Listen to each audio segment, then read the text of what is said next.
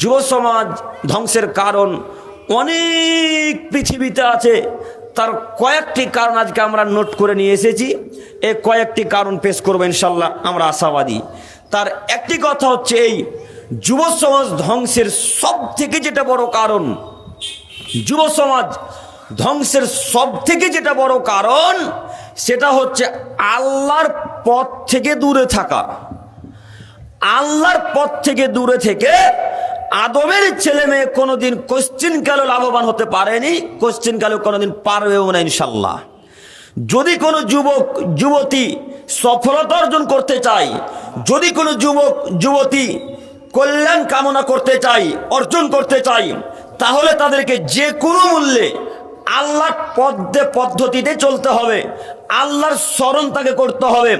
আদমের ছেলেমেয়েরা যদি আল্লাহর পথ থেকে দূরে থাকে, তাহলে কোশ্চেন কালেও কোনোদিন সফলতা অর্জন করতে পারবে না।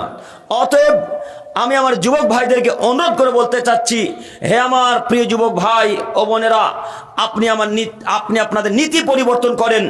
আপনি আজকে আমাদের আলোচনা শুনে একটু পরিবর্তন করার চেষ্টা করেন নিজেকে। একটু আপনারা চেয়ে থাকেন। এক, দুই, যুব সমাজ ধ্বংসের আর একটি বড় কারণ হলো মুহাম্মদ সাল্লাল্লাহু আলাইহি সাল্লামের পদ্ধতি ত্যাগ করা। আদমের ছেলে মেয়ে যারা পৃথিবীতে বসবাস করছে, তারা যদি আল্লাহ এবং তার রাসূলের পথ পদ্ধতিকে পরিত্যাগ করে চলে, তারা যদি মুহাম্মদ সাল্লাল্লাহু আলাইহি সাল্লামের বিধানকে অমান্য করে চলে, তাহলে তারা কখনো লাভবান হতে পারবে? কোশ্চেন কেন পারবে না। এই কথা আমরা একের পর এক পেশ করবো ইনশাল্লাহ। আপনি শুধু আমাদের কথার সাথে কথা মিলিয়ে দেখেন, হাদিস কোরআনের সাথে মিলে কিনা। সম্মানিত যুবক ভাই, আপনার জন্য কয়েকটি কথা এইখানে মনে রাখবেন। আপনি আল্লাহর জন্য যদি সময় নষ্ট না করেন, আপনাকে আল্লাহ ভালোবাসবেন না। আপনি যদি আল্লাহর জন্য সময়কে নষ্ট না করেন, আল্লাহর পথে যদি সময়কে নষ্ট না করেন, তাহলে আল্লাহ আপনার প্রতি সন্তুষ্ট হবেন না, আল্লাহ আপনাকে জান্নাত দিবেন না। অতএব আপনাকে আমি অনুরোধ জানাচ্ছি, ইত্যাদি পৃথিবীর কাজ করা লাগবে। পৃথিবীর যাবতীয় যত কাজ আছে, সৎ কাজ, সেই সৎ কাজ করতে হবে। তার সাথে সাথে আল্লাহর ইবাদতও করা লাগবে। প্রমাণ আল্লাহ তাআলা বলেন, ইয়া আইয়ুহাল্লাযীনা আমানু, হে সারা পৃথিবীর ইমানদার মানব সম্প্রদায়, তোমাদেরকে বলছি, তোমরা শোনো। তোমরা যারা আমাকে এক বলে মেনে নিয়েছো, তোমরা যারা জান্নাত জাহান্নাম কবর আযাবকে বিশ্বাস করেছো, তোমরা যারা মুহাম্মদ সাল্লাল্লাহু আলাইহি সাল্লামকে শেষ নবী ও রাসূল বলে বিশ্বাস করে নিয়েছো, তোমাদেরকে বলছি, তোমরা শোনো। লা তুলহিকুম আমওয়ালুকুম ওয়ালা আওলাদুকুম আন যিকরিল্লাহ, তোমরা তোমাদের ধন সম্পদ পেয়ে, তোমরা তোমাদের ছেলে মেয়ে পেয়ে, তোমরা তোমাদের জমি জায়গা পেয়ে আমার জিকির অর্থাৎ আল্লাহর সালাত নামাজ থেকে দূরে সরে যেও না। এ বাণী কার? আল্লাহর। আল্লাহ যারা ঈমান এনেছে পৃথিবীতে, তাদেরকে অনুরোধ করে বলছেন, হে পৃথিবীর ঈমানদার মানব সম্প্রদায়, তোমরা যারা সন্তান সন্ততি পেয়েছো, জমি জায়গা পেয়েছো, অগাধ টাকা পয়সা পেয়েছো, এই জমি জায়গায় ছেলে মেয়ে টাকা পেয়ে আমার জিকির অর্থাৎ সালাত থেকে দূরে সরে যেও না। ওমাইয়া ফালদালিক, যদি তোমরা এমনটা করো, ফাউলাইকা হুমুল খাসিরুন, তাহলে তোমরা ক্ষতিগ্রস্তদের অন্তর্ভুক্ত হবে। এই আয়াতটাকে নিয়ে মূলত আমাদের কথা।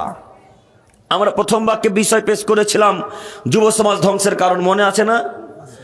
আল্লাহ বলছেন, এই কাজে যদি লিপ্ত থেকে আমার সালাত আমার জিকির থেকে দূরে সরে যাও, তাহলে তোমরা ক্ষতিগ্রস্তদের অন্তর্ভুক্ত হবে। এবার আপনার সাথে কয়েকটি কথা। আল্লাহ বললেন, ছেলে মেয়ের পিছনে ছুটে সময় নষ্ট করতে নিষেধ করলেন। আল্লাহ বলছেন, তোমরা ধন দৌলতের পিছনে ছুটে ছুটে ছুটে ছুটে ছুটে আমাকে ভুলে যেও না। টাকা উপার্জন করতে করতে করতে আমাকে ভুলে যেও না। আব্দুল করিম সাহেব, আপনার কথার সাথে আমরা একমত হতে পারলাম না। কেন? আমরা যদি টাকা উপার্জন না করি, তাহলে ছেলে মেয়েকে বড় বিশ্ববিদ্যালয়, স্কুল কলেজ, বিশ্ববিদ্যালয় কিভাবে পড়াবো? তাই না? ছেলে মেয়েকে তো বড় করতে হবে, ছেলে মেয়েকে তো বড় প্রতিষ্ঠানে ভর্তি করা লাগবে, ছেলে মেয়েকে মানুষের মতো মানুষ গড়ে তুলতে হবে। এটা আপনার দায়িত্ব, আপনি বাপ। তো আল্লাহ যে এক্ষুনি বললেন, তোমরা টাকা পয়সার পিছনে ছুটে ছুটে ছুটে আমার জিকির থেকে দূরে সরে যেও না, তার অর্থ কি আল্লাহ টাকা উপার্জন করতে নিষেধ করেছেন? তার অর্থ কি আল্লাহ ছেলে মেয়েকে ভালোবাসতে নিষেধ করেছেন? তার অর্থ কি আল্লাহ জমি জায়গা করতে নিষেধ করেছেন? জি না। আল্লাহ বলছেন পৃথিবীতে যত ইনকাম করতে হয় করো, যত ইনকাম করতে পারবে করো, তার সাথে সাথে আমার জিকির করা লাগবে, আমাকে স্মরণ করতে হবে, আমার সালাত আদায় করতে হবে। কে করে আল্লাহকে স্মরণ, কে করে আল্লাহর জিকির, কে সালাত আদায় করে, কে আল্লাহকে ডাকে? 1999টা মানুষ ছেলে মেয়ের পিছনে ছুটে ছুটে আল্লাহকে ভুলে গেছে। 1999টা মানুষ ছেলে মেয়ের পিছনে ছুটে ছুটে ছুটে আল্লাহকে ভুলে গেছে, ধন দৌলতের পিছনে ছুটে ছুটে আল্লাহকে ভুলে গেছে। সম্মানিত মুরব্বী সাহেব, ছেলে মেয়েকে সব থেকে বড় প্রতিষ্ঠানে ভর্তি করতে হবে, এটাই ঠিক, এ কথাই চূড়ান্ত। আপনি বাপ, আপনাকেই দায়িত্ব নিতে হবে। পাড়া প্রতিবেশী, ভাই, আত্মীয় স্বজন, খালাতো ভাই, ফুফাতো ভাই, মামাতো ভাই, এরা কেউ আপনার ছেলে মেয়ে দায়িত্ব নিবে না। আপনাকে টাকা উপার্জন করতে হবে, আপনাকে বড় প্রতিষ্ঠানে ভর্তি করা লাগবে, এ কথাই চূড়ান্ত। সাথে সাথে সালাত আদায় করা লাগবে। কি হিসাবে আপনি মনে করলেন ছেলে মেয়েকে বড় করতে হলে সালাত বাদ দিতে হবে, ছেলে মেয়েকে বড় করতে হলে নামাজ বাদ দিয়ে দিতে হবে, ছেলে মেয়েকে বড় প্রতিষ্ঠানে ভর্তি করতে হলে আল্লাহ জিকির থেকে দূরে সরে থাকতে হবে? এই হিসাব কিভাবে বুঝলেন? এগুলো মূর্খদের হিসাব, যারা অশিক্ষিত মানুষ পৃথিবীতে থাকে, এগুলো তাদের হিসাব। অতএব আপনাদেরকে আমি করজোর অনুরোধ জানাচ্ছি, ছেলে মেয়েকে অত্যন্ত ভালোবাসতে হবে, কথাই চূড়ান্ত। তার সাথে সাথে কি করা লাগবে? সালাত জিকির করা লাগবে, নচেত ইহকালও নষ্ট, পরকালও নষ্ট। আজকে যেই ছেলের পিছনে ছুটে ছুটে সময় নষ্ট করলেন, এই ছেলেটাকে যে আরবিক শিক্ষা দিলেন না, কালকে যখন মারা যাবেন তারপরে না আপনার ছেলে রাস্তাতে ডিজে বক্স বাজিয়ে বেড়াবে, তার নাম আপনার ছেলে। আপনার ছেলের ব্যাপারে তো আপনি বুঝেননি। আপনার ছেলে ঢাকা বিশ্ববিদ্যালয়ে পড়েছে, শুধু গান বাজনা গার্লফ্রেন্ড নিয়ে ঢাকা বিশ্ববিদ্যালয়ে ঘুরেছে, ওই ইসলামিক রীতিনীতি কিছুই বোঝে না। তো আপনি মরে যাওয়ার পর আপনার জন্য কান্নাকাটি করবে কবরের পাশে গিয়ে, কথা আপনি কিভাবে বুঝলেন? কথা বুঝতে পারেন না মনে হয়, কিভাবে বুঝলেন? আবার এই জায়গাতে ফিরে আসি, তার আগে জরুরি আরো একটি কথা। আল্লাহ তাআলা বললেন, পৃথিবীর মানুষ তোমরা ধন দৌলতের পিছনে ছুটো, তাতে যায় আসে না, বাধা নেই, তবে আমার জিকির করা লাগবে। ও যুবক ভাই, আপনার জন্য এবার কথা। আপনি ভোট পদ্ধতিতে নামলেন, এ কথা মেনে নিলাম, ভোট পদ্ধতিতে নামলেন, এ কথা বুঝে নিলাম, কিন্তু ভোট পদ্ধতিতে নেমে আপনি আল্লাহর জিকির থেকে দূরে সরলেন কেন? এরা এত বেহায়ার বেহায়া, এত বোকার বোকা, এত শিক্ষিত অশিক্ষিত। ভোট পদ্ধতিতে নামার পর কি সালাত আদায় করা যায় না? ভোট পদ্ধতিতে নামলে কি নামাজ পড়তে হয় না? কে বললো ভোট পদ্ধতিতে নামলে নামাজ পড়তে হয় না? একটু আপনাকে দেখাই, আপনারা সবাই মিলে এক বাক্যে উত্তরে বলেন তো, ফরজ সালাত আদায় করতে খুব জোর তো সময় কত মিনিট লাগে? 10 মিনিট। আর যদি একটু বেশি ভালোভাবে কাকুতি মিনতি করে আল্লাহকে ডাকেন, তাহলে হয়তো 15 থেকে 16 মিনিট লাগবে, তাই না? তা কথা মিলছে কি? 15 থেকে 16 মিনিট লাগে। তো আপনি আল্লাহর জন্য 10 থেকে 15টা মিনিট নষ্ট করতে পারলেন না মসজিদে এসে, আর ওই ভোট পদ্ধতিতে গিয়ে 2 ঘন্টা, 2.5 ঘন্টা, 3 ঘন্টা, 4 ঘন্টা যাবত আপনি ভোট পদ্ধতিতে মিছিল করলেন, আর ফার্স্ট কাতারে দাঁড়িয়ে বললেন অমুক নেতার চরিত্র ফুলের মতো পবিত্র, অমুক নেতার চরিত্র ফুলের মতো পবিত্র। এই যুবক, তোমার মাথায় গোবর আছে? তুমি জানো বেটা, যার চরিত্রের গুণগান গাইছো তার চরিত্র ঠিক আছে কিনা? তুমি খোঁজ নিয়ে দেখো, তোমাদের রাস্তার ঢালাই কাজ এখনো বাকি আছে, তোমার নেতা এখনো কাজ করে দেয়নি পরিপূর্ণ। কোন হিসেবে তার চরিত্র গুণগান গাইলে? কে হিসেবে তার চরিত্র গুণগান গাইলে? তোমাকে বলিনি এই ভোট পদ্ধতি ইহুদি খ্রিস্টানদের পদ্ধতি, এই ভোট পদ্ধতি খ্রিস্টান আব্রাহাম লিঙ্কনের পদ্ধতি, এই ভোট পদ্ধতি খ্রিস্টান আব্রাহাম লিঙ্কনের পদ্ধতি। সবাই মিলে এক বাক্যে উত্তর বলেন তো দেখি, খ্রিস্টান আব্রাহাম লিঙ্কন কি জান্নাতুল ফেরদাউস যাবে? কোথায় যাবে? জাহান্নামে যাবে। এবার মুহাম্মাদের বাণী শোনেন, তিনি বলছেন মান তাসাব্বাহা বিকওমিন ফাহুয়া মিনহুম।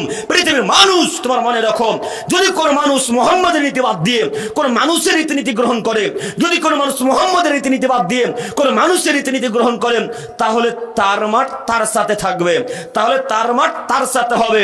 এবার আপনি বলেন, ভোট পদ্ধতি কি মুহাম্মদ সাল্লাল্লাহু আলাইহি সাল্লামের পদ্ধতি? ভোটের নীতি কি মুহাম্মাদের নীতি? ভোট পদ্ধতি কার নীতি? খ্রিস্টান। কথা বলেন, কথা বলেন। খ্রিস্টান আব্রাহাম লিঙ্কনের পদ্ধতি। ও যুবক ভাই, তুমি না এমএ পাস ছাত্র, তোমার এমএ পাস বিদ্যাকে আজকে তোমাদের ভাগ নদীতে কবর দিতে এসেছি, কথা তুমি মনে রাখিও। তোমার বিদ্যার 5 পয়সা মূল্যায়ন করি না। যেই বিদ্যা ভোট পদ্ধতির মুখে লাথি মারতে পারে না, যে বিদ্যা এই হারাম কাজ করার মুখে লাথি মারতে পারে না, যে বিদ্যা হালাল হারাম বোঝে না, যে বিদ্যা শিরক বিদআত বোঝে না, ওই বিদ্যাকে মাটিতে পুঁতে দাও বেটা। অনেক কাজ আছে পৃথিবীতে। কেন পৃথিবীতে বেঁচে আছো তুমি? তোমার মতো যুবককে মানুষই মনে করি না। কি হিসেবে ভোট পদ্ধতিতে নামলে? তুমি ভোট পদ্ধতিতে নেমে যার গুণগান গাইলে তার চরিত্র ঠিক আছে তুমি বলতে চাচ্ছ? দেখো ঢাকা বিশ্ববিদ্যালয়, ঢাকার আশেপাশে ঢাকার শহরে কত নারীর সাথে তার সম্পর্ক আছে, তুমি কেন তার চরিত্রের গুণগান গাইলে? কেন তার চরিত্রের গুণগান গাইলে? আল্লাহ নবী বলছেন, ইন্না মিন খিয়ারিকুম আহসানাকুম আখলাকা। পৃথিবীর মানুষ তোমাদের মধ্যে ওই লোকটা আমার কাছে ভালো, পৃথিবীর মানুষ তোমাদের মধ্যে ওই লোকটা আমার কাছে সবথেকে প্রিয় যার চরিত্র ব্যবহার ভালো। রাসূলের নিকটে কে প্রিয়? যার চরিত্র ব্যবহার ভালো। বুখারী মুসলিম কোনো গল্প কিস্সা কাহিনী বলতে আসেনি। আপনি এক কথা মাথায় রাখিয়েন, এ কথা আপনাকে বলতে চাচ্ছিলাম। চরিত্র ভালো করতে হবে। কেন ফার্স্ট কাতারে মিছিলে বললেন অমুক নেতার চরিত্র ফুলের মতো পবিত্র? শুধু কি তাই? আপনাদের নেতা মানুষ ওই যে রাস্তা তৈরি করার সময় আপনাদের যারা ওর থেকে উঁচু লেভেলে আছে, ওর থেকে বড় পদে আছে, চেয়ারম্যান, এমপি, এমএলএ, তারা বলেছিল আপনাদের রাস্তা যারা টেন্ডার নিয়েছে, দায়িত্ব নিয়েছে, কাজের দায়িত্ব নিয়েছে, ওই লোকটাকে বলেছে রাস্তা ঢালাই 10 ইঞ্চি করে দিতে হবে। 10 ইঞ্চি করে। কত ইঞ্চি? 10 ইঞ্চি। যদি আপনাদের এলাকায় আমি ঢালাই রাস্তা দেখতেই পেলাম না, শুধু পিচের রাস্তা দেখেছি। ঢালাই রাস্তা আছে কি? আছে। তো ঢালাই রাস্তা আপনাদের যারা বড় উঁচু পদে লেভেলে আছে যারা, তারা আপনার ওই যে লোকটা রাস্তা টেন্ডার নিয়েছে ওই লোকটাকে বলেছে গ্রামে গিয়ে ভাগ্ন দিতে গিয়ে 10 ইঞ্চি করে ঢালাই দিতে হবে। এই অশিক্ষিত নেতা এখন বাড়িয়েছে 5 ইঞ্চি ঢালাই দিয়েছে, 5 ইঞ্চি টাকা তার পকেটে আছে। বলেন তো এনার অবস্থা এখন কি হবে? বলেন এর অবস্থা এখন কি? এর অবস্থা কি হয় আল্লাহ জানে। তো বুখারী মুসলিম একটা হাদিস দেখাই, দেখি আপনারাও জানেন কিনা, বুঝতে পারেন কিনা, আপনাদেরকেও দেখাই। বুখারী মুসলিম একটু আমার দিকে চেয়ে থাকেন। আবু হুরায়রা রাদিয়াল্লাহু তাআলা আনহু একজন বিখ্যাত সাহাবী, সবাই তো চেনেন, নাম শোনেননি? খুব দামি সাহাবী, রাসূলের কাছে আছেন। তো একটা গোলাম আল্লাহ নবীকে উপহার দেওয়া হয়েছিল। ইউকাল্লাহু মিদআম, ওই লোকটার নাম ছিল মিদাম। লোকটার নাম কি? মিদাম। তো এই মিদাম লোকটা ফাবাইনামা মিদামুন ইয়াহুত্রাহালান লিরাসূলিল্লাহি সাল্লাল্লাহু আলাইহি সাল্লাম। মিদাম লোকটা মুহাম্মদ সাল্লাল্লাহু আলাইহি সাল্লামের উটের পিঠের উপর থেকে হাউদা নামাচ্ছিল। হাউদা, হাউদা বুঝলেন? উটের পিঠের উপরে বসার একটা জায়গা করা থাকে, দেখবেন যখন দুবাই চলে যাবেন, আরব আমিরাত চলে যাবেন, তখন দেখতে পাবেন উটের পিঠের উপর বসার জায়গা করা আছে। এটাকে বলা হয় হাউদা। তো মিদাম লোকটি আল্লাহ নবীর উটের পিঠের উপর থেকে হাউদাটা নামাচ্ছিলেন। হাউদা নামাতে নামাতে হঠাৎ কোন দিক থেকে যে একটা তীর আসলো, তীর আসতে মিদামের গায়ে লাগলো। ফাকাতাল্লাহু, মিদাম মৃত্যুবরণ করলেন। মিদাম সঙ্গে সঙ্গে মারা গেল। তো আশেপাশে বড় বড় বিখ্যাত সাহাবায়ে কেরামগণ দাঁড়িয়ে আছেন। পাশে দাঁড়িয়ে আছেন আবু হুরায়রা, পাশে দাঁড়িয়ে আছেন আলী, পাশে দাঁড়িয়ে আছেন আবু বকর, পাশে দাঁড়িয়ে আছেন উমর, পাশে দাঁড়িয়ে আছেন উসমান রাদিয়াল্লাহু তাআলা আনহুম। বিখ্যাত দামি বড় বড় সাহাবায়ে কেরামগণ দাঁড়িয়ে আছেন। সবাই নিজ নিজ ভাষাতে বলতে শুরু করলেন, হানি আল্লাহুল জান্নাহ, হানি আল্লাহুল জান্নাহ। আরে হানি আল্লাহুল জান্নাহ, মিদাম জান্নাতি মানুষ, আরে মিদাম জান্নাতি ব্যক্তি, আরে মিদাম জান্নাতে যাবে কেন? মিদাম তো শহীদ হয়ে মারা গেছে। শহীদ হওয়া ব্যক্তি জান্নাতে যায় না? মিদাম তো জান্নাতি ব্যক্তি, তিনি শহীদ হয়ে মারা গেছে। এই কথা কিন্তু মুহাম্মদ সাল্লাল্লাহু আলাইহি ওয়াসাল্লামের কানে পৌঁছেছে। আল্লাহ নবী পিছন থেকে ঘর থেকে বেরিয়ে এসে বলছেন, কাল্লা, কক্ষ নহে, কাল্লা, কক্ষ নহে। কে বললো মিদাম জান্নাতে যাবে? এই কে বলেছে মিদাম জান্নাতে যাবে? কক্ষ নয়, মিদাম জান্নাতে যাবে না। কাল্লা আল্লাযী নাফসি বিয়াদিহি, সেই সত্তার কসম করে বলছি যারাতে মুহাম্মদের জান রয়েছে, সেই রবের কসম, সেই আল্লাহর কসম যার কাছে মুহাম্মদের জান রয়েছে, মিদাম জান্নাতে যাবে না, মিদাম জান্নাতে যাবে না, মিদাম জাহান্নামে যাবে, মিদাম জাহান্নামে যাবে। কেন? মিদাম খাইবারের যুদ্ধের মাল বন্টন হওয়ার পূর্বে একটা চাদর চুরি করেছিল। কি চুরি করেছিল? চাদর। মিদাম একজন সাহাবী মানুষ, রাসূলের গোলাম। মিদাম একজন সাহাবী মানুষ, রাসূলের গোলাম। তিনি তার খিদমত করতেন, তার কাছেই থাকতেন, খাওয়া দাওয়া উঠা বসা করতেন। এই লোকটা শহীদ হয়ে মারা গেল, তীর লেগে মারা গেল। তা আল্লাহ নবী বলছেন এই লোকটা জাহান্নামে যাবে। কেন?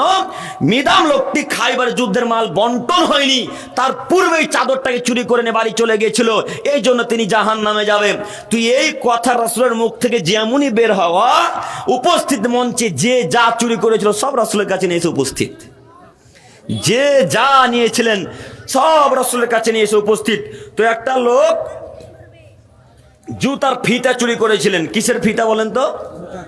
জুতার ফিতা। ওই যুবক ভাইরা পরে দেখবেন জুতার ফিতা। ওই জুতার ফিতা একটা লোক নিয়ে এসে রাসূলের হাতে ধরিয়ে দিয়েছেন। আল্লাহ নবীকে দিয়ে বলেন, আল্লাহর নবী, কেউ যদি একটা জুতার ফিতা চুরি করে তবুও কি তাকে জাহান্নামে যেতে হবে? আল্লাহ নবী, কেউ যদি দুটা জুতার ফিতে চুরি করে তবুও তাকে জাহান্নামে যেতে হবে? তখন মুহাম্মদ সাল্লাল্লাহু আলাইহি সাল্লাম উত্তরে বলছেন, শোনো, সিরাকুন মিনান্নার ও সিরাকানে মিনান্নার। কেউ যদি একটা জুতার ফিতে চুরি করে তবুও তাকে জাহান্নামে যেতে হবে, কেউ যদি দুটা জুতার ফিতে চুরি করে তবুও তাকে জাহান্নামে যেতে হবে। বুখারী মুসলিমের হাদিস। আচ্ছা সবাই বলেন তো দেখি, জুতার ফিতার দাম কত? 20 টাকা, 30 টাকা, সর্বোচ্চ 50 টাকাই হলো। একটা জুতার ফিতা চুরি করার কারণে যদি জাহান্নামে যেতে হয়, আপনার মেম্বার এমএলএ লাখ লাখ কোটি কোটি টাকা মেরে খেয়ে জান্নাতুল ফেরদাউস যাবে? হ্যাঁ, এখনো বুখারী মুসলিমের হাদিস বুঝতে পারেননি? আমি যতক্ষণ স্টেজে থাকবো ইনশাল্লাহ একটা বাক্য কোরআন এবং হাদিসের বাইরে পাবেন না। তবে আমি মানুষ, ভুল হলে ধরিয়ে দেবেন সঙ্গে সঙ্গে ইনশাল্লাহ। আমি আপনাকে অনুরোধ জানাচ্ছি, মেম্বার, নেতা, এমপি, এমএলএ যে কত বড় বিপদ আপনাকে আমি কি দিয়ে বুঝাবো? এরা যে কত বড় বিপদ আপনাদেরকে আমি কি দিয়ে বুঝাবো? চেয়ারে বসে থাকতে হবে, যে করে হোক, হত্যা করে হোক আর গুলি করে হোক, চেয়ার দখল করতে হবে। এটা তাদের বাণী, তাদের কথা। ও তো বেটা বোঝে না দায়িত্ব কি জিনিস, ও তো বোঝে না ক্ষমতা কি জিনিস। একটা সাহাবী আবু জার গেফারি, নাম শুনেননি? আবু জার গেফারি রাদিয়াল্লাহু তাআলা আনহু রাসূলের নিকটে এসে বলছেন, আল্লাহর নবী, একটু আমাকে ওই গ্রামটার নেতা বানিয়ে দেন না, একটু ওই গ্রামে আমি নেতৃত্ব দিব, দায়িত্ব চালাবো, ওই গ্রামের লোককে আদেশ করবো, একটু নেতা বানিয়ে দেন, আমাকে দায়িত্ব বানিয়ে দেন, আমি যেন ওই লোকের কথা, আমি ওই গ্রামের লোককে কথা বলবো, আমার কথাটা মান্যতা দিবে। তখন আবু জার গেফারিকে আল্লাহ নবী বলছেন, আবু জার, দায়িত্ব তোমাকে দিয়ে চলবে না। আবু জার, ক্ষমতা তোমাকে দিয়ে চলবে না। কেন? তুমি তো নরম দিলের মানুষ। আবু জার খুব নরম দিলের মানুষ ছিলেন, যে যা বলতো তাই করে দিত, এত ঠান্ডা নরম দিলের মানুষ। তো আল্লাহ নবী আবু জারকে বলছেন, আবু জার, দায়িত্ব তোমাকে দিয়ে চলবে না আবু জার, দায়িত্ব একজনকে দিয়ে চলবে, তার নাম উমার। উমার মানে, উমার যে রাস্তা দিয়ে যাতায়াত করে সে রাস্তা দিয়ে শয়তান চলে না, তার নাম উমার। আবু জার, তোমাকে দিয়ে ক্ষমতা চলবে না, ক্ষমতা চলবে উমারকে দিয়ে, উমার নেতৃত্ব দিবে, তোমার নেতৃত্ব দেওয়া চলবে না। ও নেতা মানুষ, আপনি কেন নেতৃত্ব দিলেন? আপনার তো অন্তরটা নরম। কেউ যদি 1 লাখ টাকা ঘুষ দেয়, ঘুষটা পকেটে ঢুকে যাবে। আপনি তো এরকম মানুষ। কেন নেতৃত্ব চালালেন? কেন এমএলএ হলেন? কেন এমপি হলেন? কেন মন্ত্রী হলেন? কেন নেতৃত্ব পদ নিলেন? আপনাকে যদি কেউ 10 টাকা ঘুষ দেয় তাও পকেটে ঢুকে, কেউ যদি 10 লক্ষ টাকা দেয় তবুও পকেটে ঢুকে। আপনি তো অশিক্ষিত বাচ্চা, অশিক্ষিত। কেন নেতৃত্ব দিলেন? কেন? আল্লাহ নবী এমনি বললেন না, লা তাকুমুস সাত, কিয়ামত ততদিন পর্যন্ত হবে না, হাত্তা ইয়াকুনা আসাদুন নাসি ফিদ দুনিয়া লুকাবনা লুকাব, যতদিন পর্যন্ত অধমের সন্তান অধম, অযোগ্যর ছেলে অযোগ্য, বেহায়ার ছেলে বেহায়া, অশিক্ষিতর ছেলে অশিক্ষিত যতদিন পর্যন্ত সমাজে নেতৃত্ব না দিবে ততদিন পর্যন্ত কিয়ামত হবে না। শুধু বাংলাদেশ নয়, সারা পৃথিবীর দিকে নজর দিয়ে দেখেন। আপনাদের বাংলাদেশ, আমাদের ভারত, পাকিস্তান, মিয়ানমার, আরব আমিরাত, কুয়েত, পৃথিবীতে যত জায়গা আছে, বিশেষ করে যেখানে যারা নেতৃত্ব দিচ্ছে, হাজারে 999টা মানুষ অশিক্ষিত, যারা নেতৃত্ব দিচ্ছে, যারা দায়িত্ব চালাচ্ছে। তার জ্বলন্ত প্রমাণ আপনাদের নেতা। দেখেন, আপনার নেতা নেতৃত্ব চালায় আর তার স্ত্রী ঢং ঢং ঢং ঢং করে রাস্তাঘাটে বাজারে ঘুরে বেড়ায় জিন্সের প্যান্ট পরে। এই তো আপনার নেতা। আপনাদের এমএলএ সাহেব নেতৃত্ব দেয় আর তার স্ত্রী আর তার মেয়ে জিন্সের প্যান্ট পরে, উপরে একটা টপ গেঞ্জি পরে ঢং ঢং ঢং করে রাস্তাঘাটে ঢাকার বাজারে ঘুরে বেড়ায়। এই তো আপনাদের নেতা। বলেন, এই লোকটা শিক্ষিত না অশিক্ষিত? অশিক্ষিত। যে লোকটাকে নেতৃত্ব দিতে দিয়েছেন, দায়িত্ব দিয়েছেন, ওই লোকটার প্যান্টটা টাকুনোর নিচে এখন পর্যন্ত আছে। বলেন তো দেখি, লোকটা শিক্ষিত না অশিক্ষিত? যে লোকটাকে নেতৃত্ব দায়িত্ব দিলেন, ক্ষমতা দিলেন, ওই লোকটা এখন পর্যন্ত দাড়ি চাচে। বলেন, এই লোকটা শিক্ষিত না অশিক্ষিত? যাকে আপনারা ওই গ্রামের ক্যাশিয়ার সর্দার বানালেন, সে লোকটা এখন পর্যন্ত নামাজ পড়ে না, সালাত আদায় করে না। বলেন, লোকটা শিক্ষিত না অশিক্ষিত? এবার আপনি বলেন, আপনাকে আমি কি দিয়ে বুঝাবো?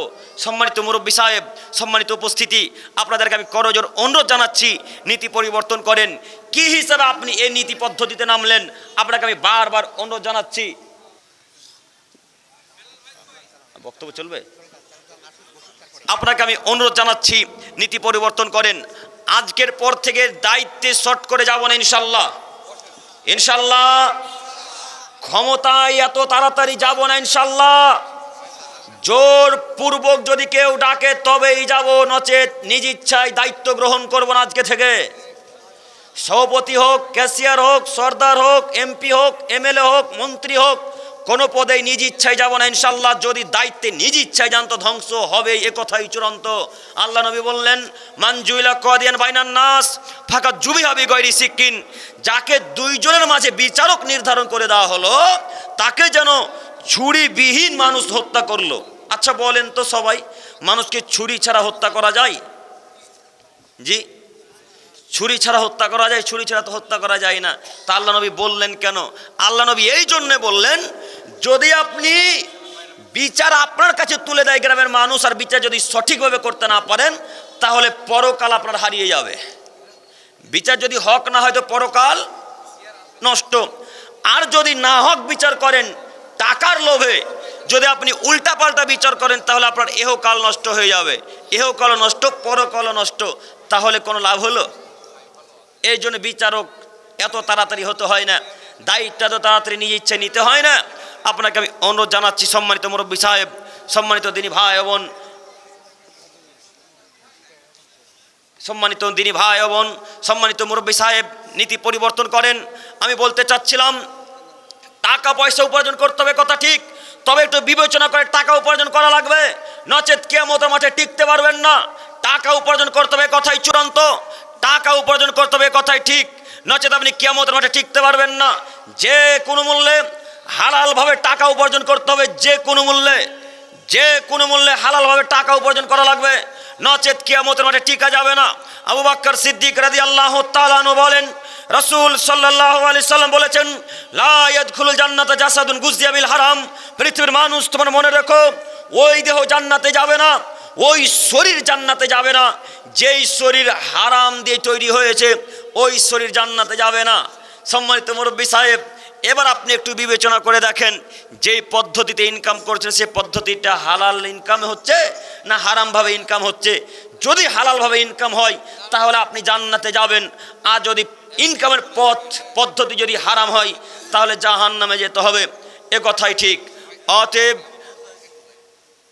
অতএব আপনাকে আমি অনুরোধ জানাচ্ছি, ইনকাম করার পূর্বে আগে বিবেচনা করেন টাকাটা হালালভাবে আসছে না হারামভাবে আসছে। যদি বিবেচনা ছাড়াই ইনকাম উপার্জন করেন তাহলে পরকাল হারিয়ে যাবে, কথাই চূড়ান্ত। পরকাল হারিয়ে যাবে কথাটি কেন? আল্লাহ নবী বলছেন, যদি হারাম খাদ্য খেয়ে হারাম পোশাক আশাক পরে আল্লাহ তাআলাকে ডাকে, আল্লাহ তাআলা তার কোনো দুয়া ইবাদত কবুল করবে না। কিভাবে এখন আপনাকে বুঝাবো বলেন? যে লোকটা ইনকাম পথ বেছে নিয়েছে, যে লোকটা উপার্জন করছে, ওই লোকটার পথ পদ্ধতিটা একেবারে যে হারাম। এখন তার হজও বাতিল, তার সলাতও বাতিল, তার সিয়ামও বাতিল, তার জাকাতও বাতিল, তার কোনো ইবাদত কবুল হবে না, এ কথাই চূড়ান্ত। বুখারী মুসলিম। বলেন আপনাকে আমি এখন কি দিয়ে বুঝাবো? সম্মানিত মুরব্বী সাহেব, সম্মানিত উপস্থিতি, বলছিলাম, যদি জান্নাত পেতেই হয়, যুবকদেরকে যদি এই ধ্বংসের পথ থেকে বিরত থাকতেই হয়, যদি তাদেরকে নোংরা পথ থেকে, খারাপ পথ থেকে দূরে সরিয়ে নিয়ে আসতে চান, তাহলে যে কোনো মূল্যে হারাম পথ পদ্ধতি থেকে তাদেরকে বিরত রাখতে হবে, যে কোনো মূল্যে। পারবো না ইনশাল্লাহ? পারবো তো ইনশাল্লাহ?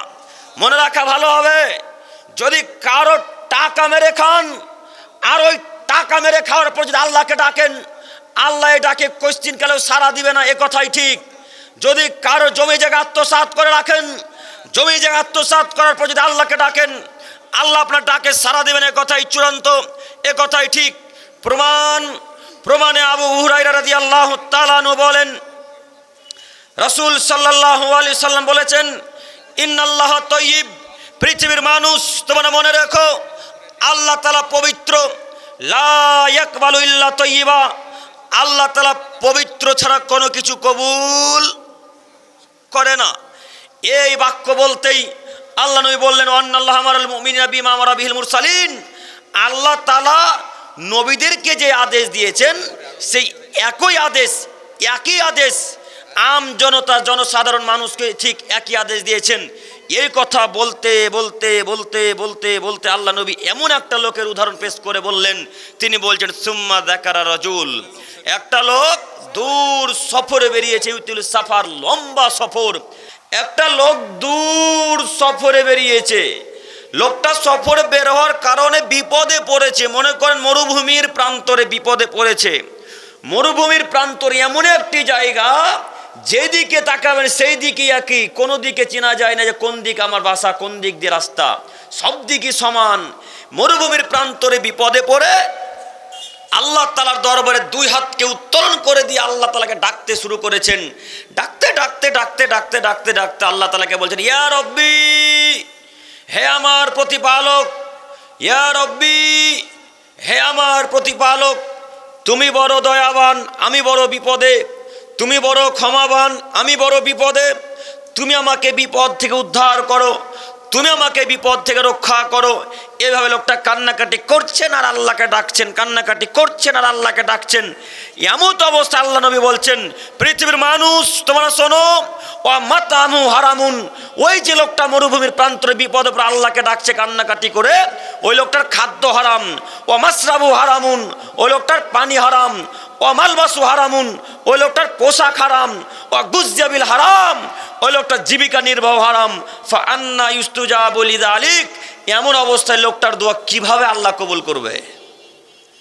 যে লোকটা বিপদে পড়ে আল্লাহকে ডাকতে শুরু করেছে, ওর খাদ্য হারাম, ওর পানি হারাম, ওর পোশাক হারাম, ওই যে পদ্ধতিতে ইনকাম উপার্জন করেছে সে পদ্ধতিটা কিসের? হারামের। এই লোকটার দোয়া কোশ্চেন কালে দোয়া কবুল করবেন না বলে মুহাম্মদ সাল্লাল্লাহু আলাইহি সাল্লাম আজ থেকে 1450 বছর পূর্বে ঘোষণা করেছেন। সম্মানিত মুরব্বী সাহেব, এবার আপনাকে বলি, ওই যে মুদিখানার দোকানে এখন পর্যন্ত বিড়ি বিক্রি হয়, বলেন তো দেখি বিড়ি বিক্রয় হালাল না হারাম? হারাম। ওই যে মুদিখানার দোকানে গুল বিক্রয় হয়, গুল, গুল বুঝতে পারলেন না? ওই গুল 555 গুল আমাদের বাংলা ইন্ডিয়া থেকে যত সম্ভব আছে আপনাদের বাংলাদেশে, এই গুল প্রায় দোকানে বিক্রি হয়। বলেন তো এই গুল বিক্রয় করা হালাল না হারাম? হারাম। এইগুলো আপনার বাপ বিক্রয় করে, আপনার বাপ নিজে 5 ওয়াক্ত সালাতের পূর্বে দেয়। আমি আশাবাদী, এখন যদি এই ভাগনদী গ্রামের মানুষের পকেট এই মঞ্চে চেক করা হয় তো এখন বিড়ি আর গুল গুটকা পাওয়া যাবে ইনশাল্লাহ। পাওয়া যাবে না? এরাই জান্নাতের আশাধারী, এরাই গুল পান করে, বিড়ি সিগারেট মদ পান করে বলছে গাঁজাকে রক্ষা করবো, গাঁজাকে বাঁচাবো। এদের মাথাতে গোবর আছে না কি আছে আমি বুঝতে পারি না। হ্যাঁ, ও বেটা মদ পান করে, দিন রাত মদ পান করে, দিন রাত বিড়ি পান করে, এক ওয়াক্ত সালাত আদায় করে না, আর চায়ের দোকানে আড্ডা মেরে বলছে গাঁজাকে রক্ষা করতে হবে, ফিলিস্তিনকে বাঁচাতে হবে, আরে গাঁজাকে রক্ষা করতে হবে, সুইডেনের মুসলমানকে বাঁচাতে হবে। তো আপনি বেটা কিভাবে বাঁচাবেন? আপনি তো বিড়িখোর, আপনি কিভাবে বাঁচাবেন? আপনি তো মদখোর, আপনি কিভাবে বাঁচাবেন? আপনি তো বেনামাজি, আপনি কিভাবে বাঁচাবেন? যার নামাজ নেই তার কোনো ইবাদত নেই, যার নামাজ নেই তার কোনো ইবাদত নেই, যার নামাজ নেই তার কোনো ইবাদত নেই। কি হিসাবে আপনি গাঁজার জন্য দুঃখ প্রকাশ করছেন? কি হিসাবে আপনি কাপুরুষ তাই এইভাবে দুঃখ প্রকাশ করলেন? কেন ওইভাবে দুঃখ প্রকাশ না করে ফজরের পূর্বে উঠে আল্লাহকে বললেন না একবারও যে আল্লাহ তুমি গাঁজাবাসীকে রক্ষা করো, ফিলিস্তিনবাসীকে রক্ষা করো, আল্লাহ সুইডেনের মুসলিমদের রক্ষা করো? একদিন ফজরের পূর্বে বলেছেন?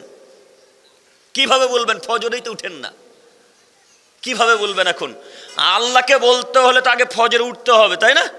তো কিভাবে বলবেন? ফজরেই তো নেই।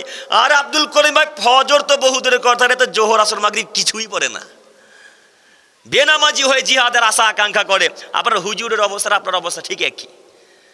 হুজুর যাকে তাকে ফতোয়া দিয়ে বলছে ওরা খারেজি, ওরা হচ্ছে ইহুদিদের দালাল, ওরা হচ্ছে খ্রিস্টানদের দালাল। ও বেটা নিজে নিজে যে ইহুদি খ্রিস্টানের দালাল হয়েছে তা বুঝেনি। আচ্ছা, ইহুদি খ্রিস্টানেরা জলে জোরে আমিন বললে, তো আমরা জোরে আমিন বলি না আস্তে আমিন বলি? জোরে আমিন বলি। তো জোরে আমিন বললে আর এক শ্রেণীর মানুষের ব্যথা হয়, তারা কারা? ওই যে বেদাতিরা, জর্দাখোর, পানখোর, গুটকাখোর হুজুরেরা, ওদের গা ব্যথা করে না? তখন কে কার দালাল হলো? জি, দুই শ্রেণীর লোকের গায়ে ব্যথা করে, তারা এক শ্রেণীর মানুষ ইহুদি আর এক শ্রেণীর মানুষ বেদাতি। তো কে কার দালাল হলো বলেন এবার? আমরা তো ইহুদিদের বিরোধিতা দিন রাত করি, আপনি বেটা ইহুদিদের সমর্থন করেন, তা আপনি আবার আমাদেরকে ইহুদিদের দালাল বলছেন। কে যে কি বলে, ধুলাই অন্ধকার সবাই, কিছু বুঝতে পারে না। সম্মানিত মুরব্বী সাহেব, বলছিলাম যদি ইবাদত কবুল করাতে হয় আজকে এইখানে তওবা করে উঠবো, পকেট সহ যত দোকানে বিড়ি আছে সব বিড়ির মুখে লাথি মেরে দিব, আজকে চূর্ণ বিচূর্ণ করে দেবো ইনশাল্লাহ। পারবেন ইনশাল্লাহ? ইবাদত কবুল করাতেই হবে, দোয়া কবুল করাতে হবে যে কোনো মূল্যে।